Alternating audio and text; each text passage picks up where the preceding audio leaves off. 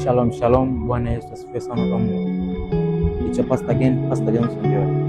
Petro alipokutana na Bwana Yesu akamwambia, Bwana mkubwa, nimefanya kazi ya kuchosha usiku kucha, lakini hakujapata kitu. Akamwambia, lakini kwa neno lako leo hii nitashusha nyavu. Biblia inasema alikwenda kuvua samaki siku ile, alipata samaki nyingi kuliko siku zote alizowahi kufanya kazi kwa ujuzi wake Petro. Mtu wa Mungu, nataka nikwambie jambo leo hii ya kwamba leo hii liendee jambo hilo kwa neno la Mungu.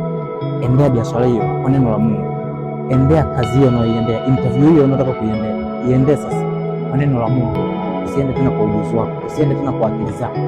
No, mtu wa Mungu, unaweza kufanya kazi usiku kucha kuchosha na usipate kitu, pamoja na kwamba una ujuzi. Sasa leo hii swali ni kwamba kuna neno la Mungu juu yako wewe, juu ya hilo swali unaloliendea. Tafuta neno la Mungu juu yako wewe, ili upate kujua unaliendea jambo hilo. Baraka sana.